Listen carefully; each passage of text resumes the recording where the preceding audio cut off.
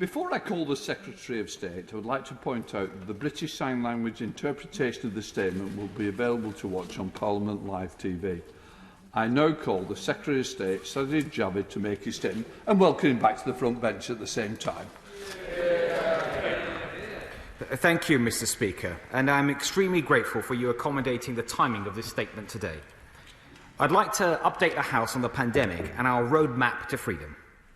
Mr. Speaker, this morning I joined some of the remarkable people who have been at the heart of the pandemic response at a service to mark the NHS's 73rd birthday at St Paul's Cathedral. Together we reflected on a year like no other for the NHS and for our country. And I know that honourable members on all sides of the House would join me in celebrating the decision by Her Majesty the Queen to award the NHS the George Cross. I can think of no more fitting tribute to the NHS. I know that everyone in this House, indeed everyone in this country, will celebrate this award. Mr. Speaker, there's no greater demonstration of our high regard for the NHS than the manner in which we all stepped up to protect it. Now it is thanks to the NHS and many others that we are vaccinating our way out of this pandemic and out of these restrictions.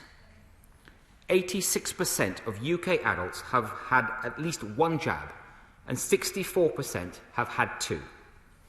We're reinforcing our vaccine wall of defence further still.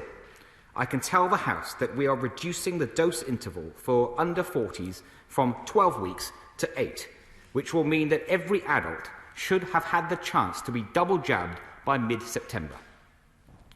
And those vaccines, Mr. Speaker, they're working. The latest data from the ONS suggests or shows that 8 in 10 adults have the Covid-19 antibodies that are so important in helping our body to fight this disease. When we look at people aged over 50, the people who got the jab earlier in the programme, that figure rises to over 9 in 10. Now, Mr. Speaker, allow me to set out why all of this is so important. Before we start putting jabs into arms, whenever we saw a rise in cases, it would inevitably be followed by a rise in hospitalisations and, tragically, a rise in deaths too. Yet today, even though cases are heading upwards, in line with what we expected, hospitalisations are increasing at a much lower rate, and deaths are at just 1% of the figure we saw at the peak. Our vaccines are building a wall of protection against hospitalisation, and jab by jab, brick by brick, that wall is getting higher. And for those people who sadly do find themselves having to go to hospital, we have better treatments than ever before. Last week on my visit to St Thomas's Hospital, clinicians were telling me just how transformative dexamethasone has been in their effort to save lives. And taken together, the link between cases, hospitalisations and deaths is being severely weakened, and this means we can start to learn to live with COVID. Now, as we do that, Mr. Speaker, it's important that we're straight with the British people. Cases of COVID-19 are rising, and they will continue to rise significantly. We can reasonably expect that by the 19th of July, the number of daily cases will be far higher than today. Against this backdrop, I know that many people will be understandably cautious about easing restrictions. After many months of uncertainty, this is entirely natural. But we can now protect the NHS without having to go to extraordinary lengths that we've had to do so in the past. That's not to say that this is going to be easy, Mr. Speaker. Of course, the pandemic is not over. The virus is still with us. It hasn't gone away. And the risk of a dangerous new variant that evades vaccines remains real. We know that with COVID-19, the situation can change, and it can change quickly. But we cannot put our lives on hold forever. My responsibility as Secretary of State for Health and Social Care includes helping us to turn and face the other challenges that we know that we must also address, from mental health to social care to the challenges of long COVID. I am determined to get to work on busting the backlog too, the backlog that has been caused by this pandemic, a backlog that we know will get a lot worse before it gets better.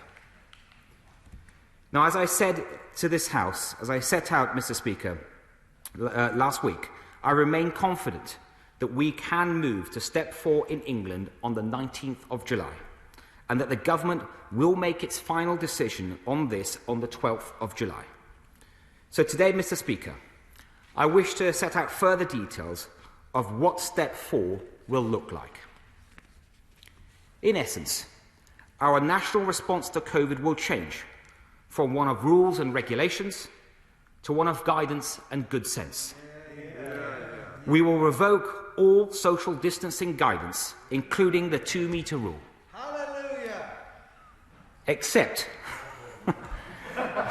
for in some specific settings, such as ports of entry and medical settings, where, of course, it would continue to make sense. It will no longer be a legal requirement to wear face coverings in any setting, including public transport. Although we will advise this as a voluntary measure for crowded and enclosed spaces. It will no longer be necessary to work from home. There will be no limits on the number of people you can meet. There will be no limits on the number of people who can attend life events like weddings and funerals, and there will be no restrictions on communal worship or singing. We will remove legal requirements on how businesses operate. Capacity caps will all be lifted, and there will no longer be any requirement to offer table service. All businesses that were forced to close their doors will be able to open them once again. And we will lift the cap on named care home visitors so that families can come together in the ways they choose to do so. Mr. Speaker, ministers will provide further statements this week on self-isolation for fully vaccinated people, including for international travel, and on restrictions in education settings, including the removal of bubbles and contact isolation in schools. Today, I can also confirm to the House that we have completed our review of certification. While already a feature of international travel, we have concluded that we do not think using certification as a condition of entry is a way to go. For people who haven't been offered a full course of vaccination and for businesses, we felt that the impact outweighed the public health benefits. Of course, Mr. Speaker, businesses can use COVID status certification at their own discretion, and from step 4 onwards, the NHS COVID Pass will be accessible through the NHS app and other digital routes. This will be the main way that people can provide their COVID status, a status that will achieve once they have completed a full vaccine course, a recent negative test, or some other proof of natural immunity. Now, Mr. Speaker, taken together, step 4 is the biggest step of all, a restoration of so many of the freedoms that make this country great. We know that as a consequence, cases will rise, just as they have done at every step on our roadmap. But this time, our wall of protection will help us. While step 4 will be the moment to let go of many restrictions, we must hold on to those everyday, sensible decisions that can help make us all safe. The responsibility to combat COVID-19 lies with each and every one of us. That means staying at home when you're asked to self-isolate. It means considering the guidance that we're setting out. And it means getting the jab, both doses. When you're offered it, that you please take the jabs. And this is something that everyone can do to make a contribution towards this national effort. And it may even mean, for some people, that they will get 3 jabs in a single year.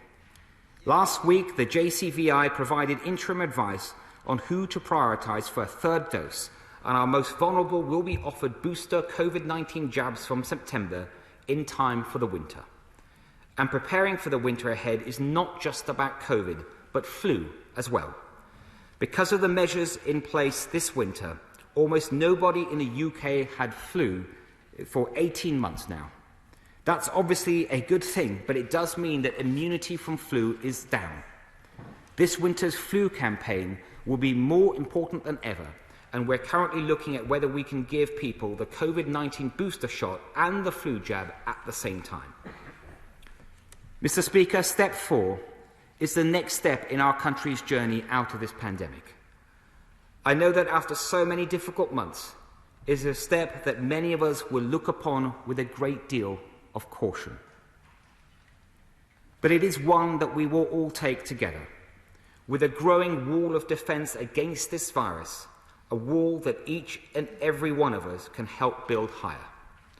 It's vital that each of us plays our part to protect ourselves and to protect others into better days ahead. I commend this statement to the House. Shadow Secretary of State Jonathan Ashworth. Grateful, Mr. Speaker. And can I start by paying tribute to our NHS on its 73rd anniversary and thank again our extraordinary health and care workforce. The best birthday present they could have, of course, is a fair pay rise, not the proposed real terms pay cut that is currently on offer. Now, we all, Mr. Speaker, want to see these restrictions end. Lockdowns are a sign of policy failure. And I hope that when he makes the final decision next week, it will be based on the data, the modelling and the sage advice. But let's be absolutely clear about what he is talking about today. When only 50% of the total population across England are fully vaccinated and another 17% partially, his strategy, as he indeed was gracious enough to concede, accepts that infections will surge further and continue to rise steeply, accepts that hospitalisations will continue to rise until they reach a peak later this summer, presumably. Some of those hospitalised will sadly die, Mr. Speaker, and thousands upon thousands, mostly children and younger people, but others as well, will be left exposed to a virus, mainly because they have no vaccination protection. But we also know even when double jabbed, you can catch and transmit the virus. And many of them will be at risk of serious, long-term, chronic illness, the personal impact of which may be felt for years to come. So even though the vaccination may have broken the link with mortality, there are still questions about the link between morbidity. So as part of his strategy of learning to live with COVID, can he spell out today for the British public what that actually means? In his view, learning to live with COVID, how many deaths does he consider it is acceptable when we're living with COVID? How many cases of long COVID does he consider acceptable when we are living with COVID? And given that we know that when the COVID rates circulate at high rates, that the virus can escape and evolve, what risk assessment has he done of the possibility of a new variant emerging, and will he publish it? Now, the Secretary of State says that every date for unlocking carries risk, and that's why we need to learn to live with COVID. But we shouldn't have to take a high-risk approach. We should be pushing down risk. Indeed, we mitigate against risk across society all the time. We just don't accept other diseases. We take interventions to try and prevent other diseases. So why is he collapsing all mitigations completely when he knows that the COVID rates will continue to rise? He'll be aware that Israel has reintroduced its mask mandate because of the Delta variant. So why is he planning to bin ours? Masks don't restrict freedoms in a pandemic when so much virus is circulating. They ensure that everyone who goes to the shops or who takes public transport can do so safely, because wearing a mask protects others. If nobody is masked, COVID risk increases and we're all less safe. He must understand that those in the shielding community are particularly anxious. Why should they feel shut out of public transport and shops because he's abandoned the mask mandate? That's no definition of freedom I recognise. And who else suffers when masks are removed? It's those working in shops, it's those who drive the buses, it's those who drive taxis, it's those who work in hospitality, it's the low-paid workers who also have been without access to decent sick pay, many of whom live in overcrowded accommodation, those who have been savagely, disproportionately impacted by this virus from day one, and now he's asking them to bear the brunt of the increased risk again. So again, will he explain to us why he thinks abandoning masks is a sensible proposal to follow? Given that people will still need to isolate, as he recognised, and test and trace will still be in operation, will he accept that living with the virus will mean more so than ever that those who are sick will need to isolate themselves from the rest of society? So will he ensure that they are paid proper sick pay and isolation support to do it? Does he agree with me it's been a monstrous failure of these past 15 months that isolation support has not been in place? Now, masks are effective because we know the virus is airborne. So he could further mitigate COVID risks by insisting on ventilation standards in premises and crowded buildings. He could offer grants for air filtration systems. Instead, all we get is more government advice. Ventilation in buildings and grants to support air filtration systems doesn't restrict anyone's freedoms, Mr. Speaker, and indeed it would probably help us get some of those 400,000 children back into school who have been off school because of COVID. Now, yesterday, Mr. Speaker, he said he believes the best way to protect the nation's health is to lift all restrictions.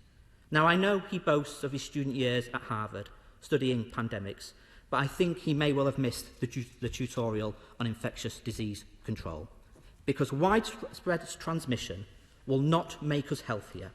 We're not out of the woods yet, but we do want to see lockdown end, but we need those life-saving mitigations in place. We need sick pay, local contact tracing, continued mask wearing on public transport, and ventilation in buildings and schools to prevent further illness. I hope when he returns next week, he has put those measures in place. Stay.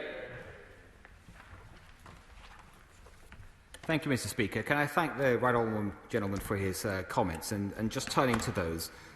First of all, that the decision, I think he started by saying, can he get reassurance that the final decision on go or no go on July the 19th, for July the 19th, which we will make on July the 12th, will it be informed by the very best expert data? I mean, of course it will be, just as every decision has been informed in that way. And I must say, I've only been about a week into the job, Mr. Speaker, but I'm incredibly impressed by our scientists and medical advisors and Public Health England, and take this opportunity to pay tribute to all that they have been doing. And, Mr. Speaker, turning to his second point about the cases and the link between cases and hospitalisation and death, I mean, this is absolutely central to this next step that we're taking. So case numbers are high, and as I've said, they will go higher, and they will go significantly higher, and we need to be ready for that. But what is far more important is how many people are ending up in hospital and how many, sadly, are dying. And that is where the vaccines have worked alongside the treatments that we now have, that we didn't have a year or so ago. And it has meant that the link between cases and deaths has been severely weakened. The last time we had 25,000 new cases a day, we had around 500 deaths a day. The level now is 1/30th of that. And I know the right honourable gentleman would welcome that and understand that as we move forward, there is no risk-free, absolutely risk-free way to move forward, but we do need to start returning things back towards normal and learning to live with COVID. His question around masks, again, we've taken the best public health advice, and he would know from what I've said that although we will remove all legal requirements for anyone to wear a mask in any setting, we expect people to behave sensibly and think about others around them. So, for example, the guidance will be there. So if you're on public transport, let's say in a very crowded tube, I think it would be sensible to wear a mask, not least for respect for others. But if you're the only person in a carriage late at night on the East Coast Main Line, then you can choose much more easily not to wear a mask, certainly because there's hardly anyone else around. So we expect people, we trust people to make sensible decisions, and I think that's the way we should move ahead. He's also asked about compensation, sick pay, and he knows that many measures are in place, and we will continue to keep those under review. To the Select Committee, Jeremy Hunt. Thank you, Mr. Speaker. I support the approach the Secretary of State is taking for the simple reason that 2 doses of the vaccine work against the Delta variant. But with 350,000 new cases daily across the world, the battle against this pandemic is far from over. Does he agree that if we want to prevent another lockdown in the run-up to winter, apart from the booster jab programme, the most important thing we can do is to improve the way test and trace works? In Korea, they managed to use it to stop any lockdowns. Here, it failed to stop 3 lockdowns, and the head of Test and Trace told my committee that between 20 and 40% of people were not isolating when they were asked to. So with his fresh eyes in the job, will he ask officials for new advice as to what we can do to improve Test and Trace to stop further lockdowns? First of all, Mr. Speaker, may I thank my right honourable friend for his support of these measures. I know he speaks with great experience, and I want to thank him for that. Regarding test, trace and isolate, he's right. There are many successes over the last year that we can be proud of, but there are also many improvements, I think, that can be made as well. And I want to tell him that I have already asked for such advice, and I look forward to talking to him about it in the future. Let's go to SNP spokesperson, Dr. Philippa Whitford. Philippa. Thank you very much, Mr. Speaker. This pandemic is very far from over. So with cases soaring across the UK, I'm surprised the Health Secretary is planning to end all COVID measures. The Delta variant, which was allowed into the UK due to the failure of border quarantine, is twice as infectious as the original and is infecting younger age groups, including children. It also shows significant vaccine escape, with only 33% protection against infection from the first dose. While receiving 2 doses of either vaccine dramatically reduces hospitalisation, the numbers are rising, and only half the population are fully vaccinated.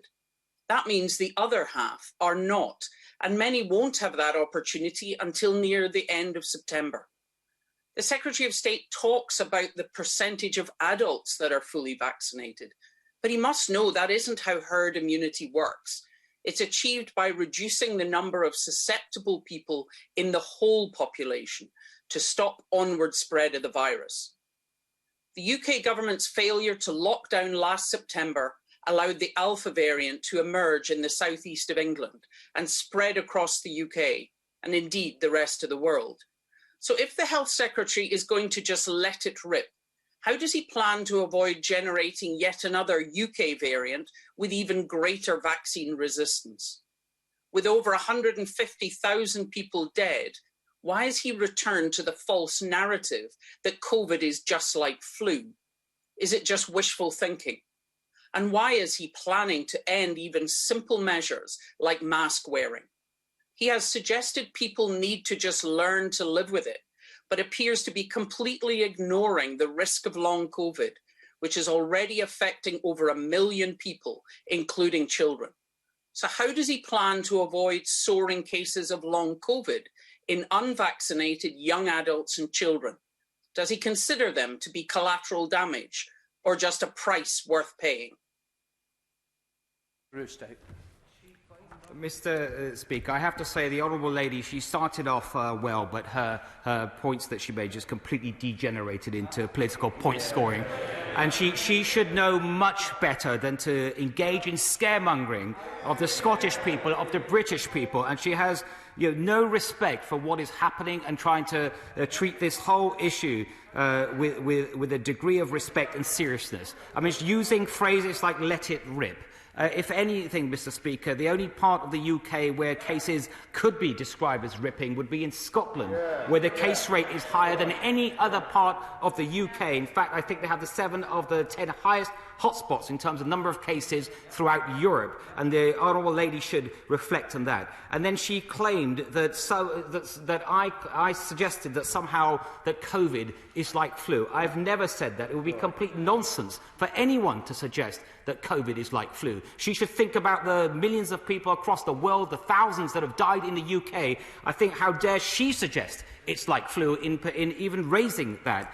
The issue when it comes to flu, Mr. Speaker, is to say just as we have had to learn to live with flu, when in some years we've had 20,000 deaths, sadly, from flu, we have to learn to live with COVID. The Honourable Lady should reflect on what she said and stop playing political football with this serious issue.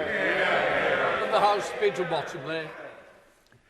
Mr. Speaker, can I welcome the Secretary of State in this role and say to him in public, but I hope I've said to him in private, that when he was Secretary of State for Housing, he was one of the few ministers to actually understand the plight of residential leaseholders, and I thank him for that, and I hope he'll do as well in this job as well. Can I put to him that as well as the recognition of the National Health Service, it would be a good idea if we could find some way of recognising the role of teachers and their assistants in schools, who've done as much to keep the young people of this country up to their education and occupied, even though remotely. Many people have contributed. And can I finally put to him that I hope that, despite the occasional political remarks that any of us may make, that he will work with the other nations of the United Kingdom and with other nations around the world so that we can defeat the impact of this condition together. Mr. Speaker, can I thank the Father of the House for his kind comments, and he may have heard me say earlier that the Education Secretary will say much more tomorrow about the action we will be taking around schools and educational settings, including the removal of the bubbles requirement from July the 19th as well. And he's made an excellent point about working not just across the United Kingdom, which I would tell him, despite what we just heard from the previous Honourable Speaker just a moment ago, there's great cooperation, and that will of course continue, but also international cooperation, both through our leadership of the G7 and the COVAX Alliance. Let's go to Munira Wilson. Munira. Thank you very much, Mr. Speaker. The Secretary of State will be aware that for clinically extremely vulnerable people with compromised immune systems, double vaccination provides a much reduced level of protection compared to the rest of the population. He'll also be aware that pregnant women in their 3rd trimester are considered clinically vulnerable, and many people in these groups are anxious about what today's announcements mean for them. So could he confirm what advice is being published for those who are clinically extremely vulnerable, and specifically, will he consider allowing pregnant women to have their 2nd jab after 21 days? Madam Deputy Speaker, in terms, of course, there will be people that are more vulnerable, sadly, to this virus that will be concerned about step 4. I entirely understand that and understand the caution and how they can be anxious. We will be publishing further guidance along the lines that the Honourable Lady has mentioned. With regards to her question on the 2nd dose for pregnant women, I will have to take advice on that. Just to warn colleagues that this statement will finish at 6 o'clock because of the need to go back to the debate on the bill, so I would urge colleagues to be brief. Martin Vickers. Thank you, Madam Deputy Speaker. The majority of my constituents will certainly welcome the Secretary of State's statement, but in that council area, the NHS digital rate at the moment is 591 per 100,000, which is considerably ahead of the national average, and that inevitably causes concern, particularly amongst the elderly and vulnerable groups. I've got full confidence in the local NHS and council and other officials who are dealing with it, but it may, if it continues to worsen, will my right honourable friend meet with me in my honourable friend from Grimsby to discuss whether additional support and resources is required. Madam Deputy Speaker, I of course understand the importance of the question from my honourable friend, and I have to tell him, as I've said in my statement, I do believe the case rate nationally and including in his own constituency it will worsen, but what is far more important is the hospitalisation rate and the death rate, and he would have heard what I've said earlier, but I would be more than happy to meet with him on any occasion to discuss these issues further. Jim Shannon. Madam Deputy Speaker, can I thank the Secretary of State for the health statement and for the approach by government centrally here to drive the vaccine rollout across all of the United Kingdom of Great Britain and Northern Ireland better together as always. The approach as outlined by government seems to be a sensible approach. Can the Secretary of State outline what discussions have taken place with his health counterpart in Northern Ireland to ensure that Northern Ireland cautiously and carefully moves forward at a similar pace as to here, bearing in mind our level of transmission in tandem with the need to be wise and wary? Can I thank the honourable gentleman for his remarks about the vaccine, and as he has said, it is a very successful UK-wide programme. The take-up of vaccinations in Northern Ireland is just as high as any other part of the UK. I'm working closely with my counterpart in Northern Ireland. We've already had 2 discussions in 1 week, and we will be speaking on a regular basis and coordinating, and it's working very well. Andrew Jones. Speaker, can I welcome my right honourable friend's statement? I think it will be greeted by a sense of relief across the country. The challenges that people have faced during these lockdowns have been so profound. This success, of course, is only possible because of the vaccine rollout. So will my right honourable friend keep the pressure up to ensure as many people as possible are vaccinated, but whilst doing that also really put focus upon the significant catch-up required on dealing with other health conditions, and particularly thinking about mental health and cancer? My honourable friend is right to raise this, and what he points out, and sometimes I think it's missed by certain members of this House, is that the pandemic has caused many other non-COVID health problems, and he's mentioned 2 of the most important, which the increased problems with mental health that we are seeing plenty of evidence of, and then also with cancer, and particularly cancer referrals. In fact, I've been told that departmental officials think there's at least some 40,000 people that in a normal year would have come forward for cancer referrals that did not come forward, and this is just a reminder of why it's important for us to move back towards freedom and learning to live with COVID. We now go to Ben Lake. Diolch, Madam Deputy Speaker. The Welsh Government has suggested that an easing of Welsh restrictions is unlikely before the July 19th, and any divergence in the rules applicable on either side of the border will raise questions of enforcement. Now, the responsibility for enforcing social distancing rules on trains is the responsibility of the British Transport Police. And so what discussions has the Health Secretary had with the Secretary of State for Transport, and indeed the Welsh Government, regarding the status of restrictions on cross-border rail travel? Madam Deputy Speaker, the honourable gentleman already there's, and this is understandable, there's been a difference in approach between Wales and England, and clearly there will continue to be, and we will continue to coordinate. I know that my predecessor coordinated on a very regular basis with his Welsh counterpart, and also when it comes to transport, we, the 3 of us, my Welsh counterpart and myself, will work carefully with the Secretary of State for Transport. Julie Marson. Thank you, Madam Deputy Speaker. It's hugely significant and welcome that the link between cases and hospitalisation does seem to be broken by the vaccines. I'd like to echo what my honourable friend from Knaresborough has just said, Harold at Knaresborough. And can my right honourable friend assure me that, notwithstanding the risks he's pointed out, such as potential variants and increased cases, that focus, that the NHS will have the focus and the resources to continue to on that backlog, to bear down on the backlog, as my honourable friend said, when cases like cancer, which are scaring my constituents and everyone. Yes, Madam Deputy Speaker, I can give my honourable friend that assurance, and the backlog already at 5 million, and as I've said today, it's unfortunately going to get a lot worse than that before it gets better. I think we can all understand why, but today's announcement, I think, would have certainly have helped in our march to clear that backlog. My honourable friend will know that the government has given significant additional funding in the billions to help with that, but there will be a lot more to come in dealing with the priorities, especially cancer. Neil Hanvey. Speaker, all of the warm words from the Secretary of State towards the NHS at the top of his statement have been completely demolished by his attitude towards a breast cancer surgeon when he says that she should know better, when the reality is that she does know better. And he should apologise to the honourable member from Central Ayrshire for those absolutely outrageous comments.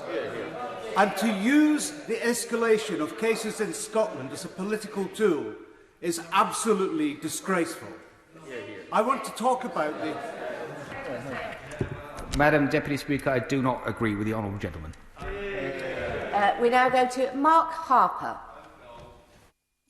Thank you very much, Madam Deputy Speaker, and I apologise for any discourtesy to the House in not being able to be here in person.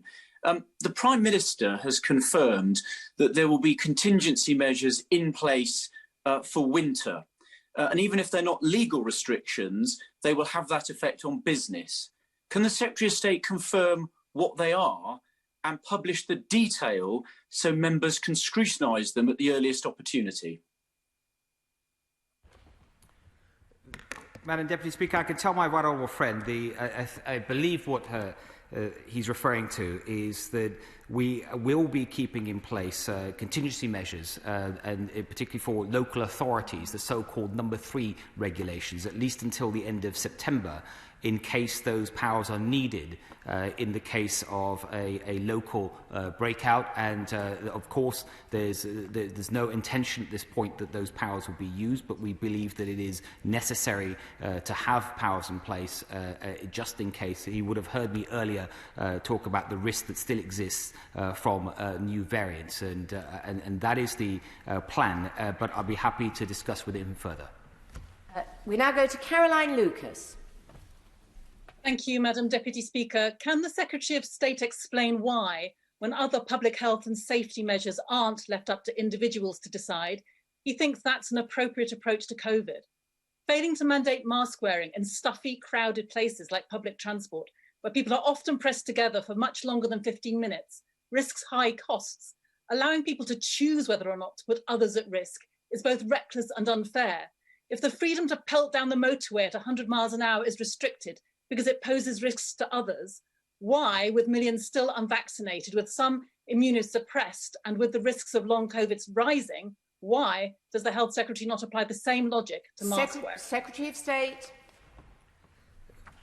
Madam Deputy Speaker, can I say to the Honourable Lady, I do understand where she's coming from, but the important thing is we do have to learn to live with COVID, and that does mean that these restrictions that have been necessary up until now, that we have to at some point confront them and start removing them, and now is the best time to do that because of the defence that has been built by the vaccine.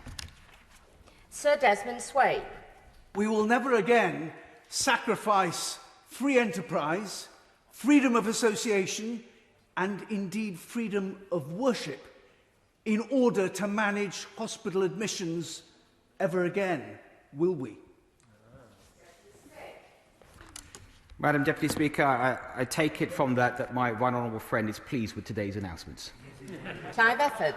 Madam Deputy Speaker, some have suggested that removing all restrictions in the way that the Secretary of State has announced will create factories for new variants in parts of our communities. So what advice has the Secretary of State received from experts about the potential for new variants? And what contingencies has he planned for containing such an outbreak if one were to occur? Secretary of State. Madam Deputy Speaker, the honourable gentleman would have heard in my statement earlier that no course of action that we take now is without risk. I think the honourable gentleman understands that. And it is because there is still a pandemic. As I said, the pandemic is not over. That we, of course, will continue to first monitor for new variants. We will continue to have border restrictions in place. We will continue to have some test, trace and isolate procedures in place. And I think these measures, taken together with the success of the vaccine programme, is the best answer to his question. We now go to David Simmons, who I think is going to be audio only. Madam Deputy Speaker, one head teacher in my constituency tells a tale of losing more than 2,700 days of education, 390 children sent home, and 0 transmission amongst pupils in school. So can my right honourable friend assure me that swift action will be taken to ensure that children can get back to school, head teachers can get back to teaching as soon as possible without the damage the current situation is creating? Yes, Madam Deputy Speaker, I can give my honourable friend that assurance, and the Education Secretary will be saying more later this week, but I can confirm to my honourable friend that on July the 19th it is our plan to remove bubbles and to end the requirement for early year settings, schools or colleges to routinely carry out contact tracing, and I will have more to say on how we intend to exempt under 18s who are close contacts from the requirement to self-isolate. Grady.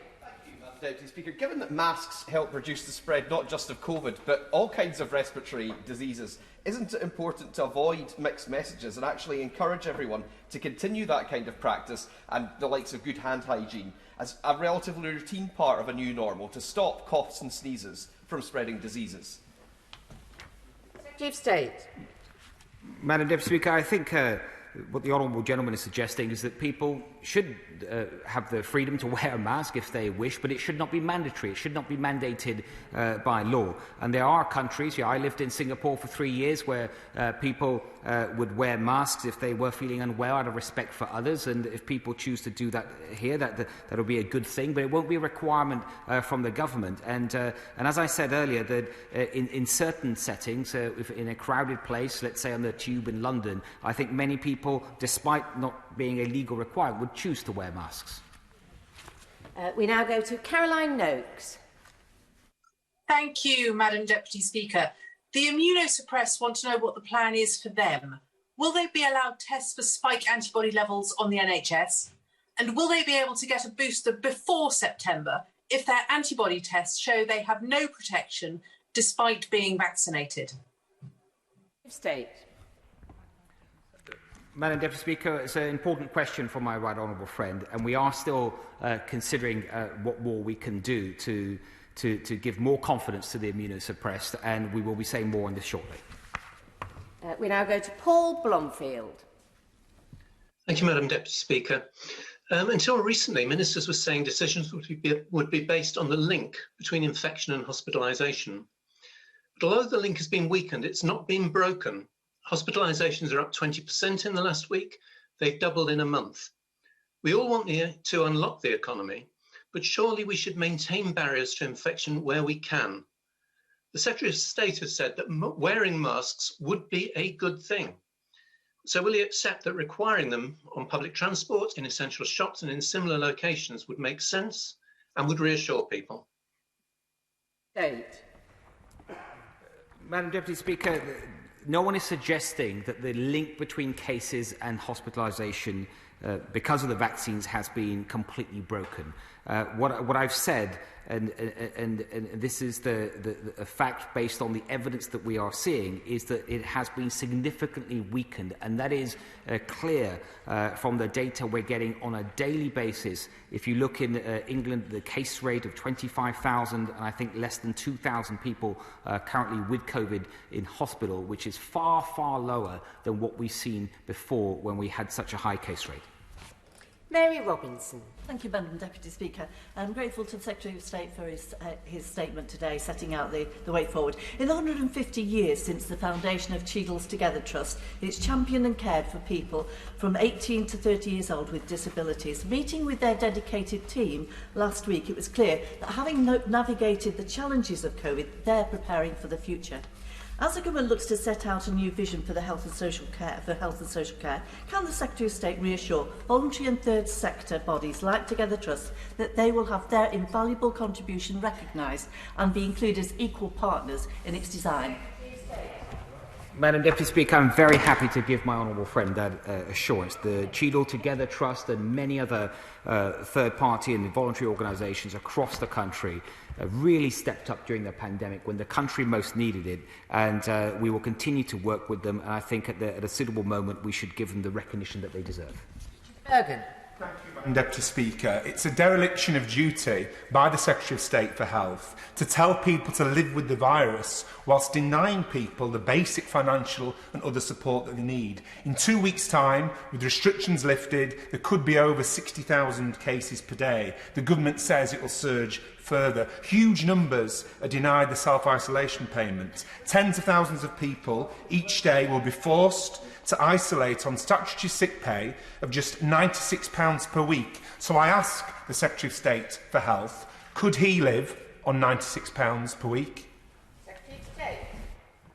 Madam Deputy Speaker, it's right that we provide support, including financial support, for those that are isolating and finding things difficult, and we will continue to do so, and we will keep that under review.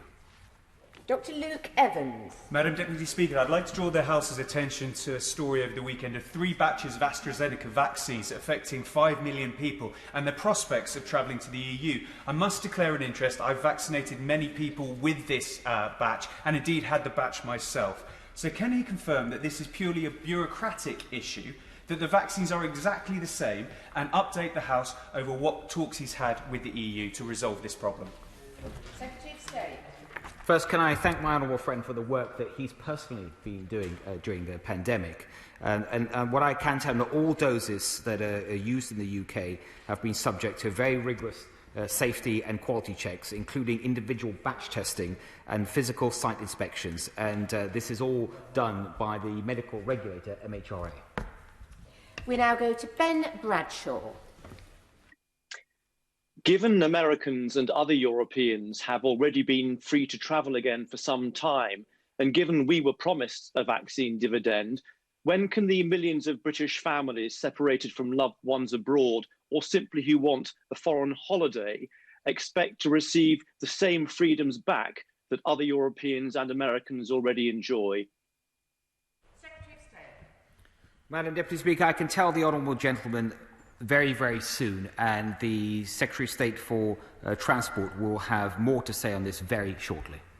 Steve Brown. Thank you. Last week I said I wanted to see a change of policy as well as tone from the new Secretary of State, and we have that today, or at least an indication of such for next Monday, and I'm grateful for it. Can I ask my right honourable friend to give us some insight into his thinking about the future of test and trace? Surely it can't continue as now, with contacts of contacts, even if double vaccinated, forced into isolation for 10 days at a time, with all the knock-on effects that has for society and economy. Madam Deputy Speaker, I will be making a statement to Parliament on just that issue, and I think I will probably make it tomorrow. We now go to Debbie Abrahams. Madam Deputy Speaker, last December, Professor Sir Michael Marmot revealed that the high and unequal COVID death toll across England was down to historic structural inequalities that successive Conservative governments have allowed to go unchecked. And last week, he quantified this and showed that Greater Manchester had a 25% higher COVID death toll because of these structural socioeconomic inequalities. So when will the Health Secretary deliver on the Prime Minister's promise to me in January in terms of implementing Sir Michael's recommendations to address these inequalities in my constituency and others, and will ensure that we build back fairer? Secretary of State.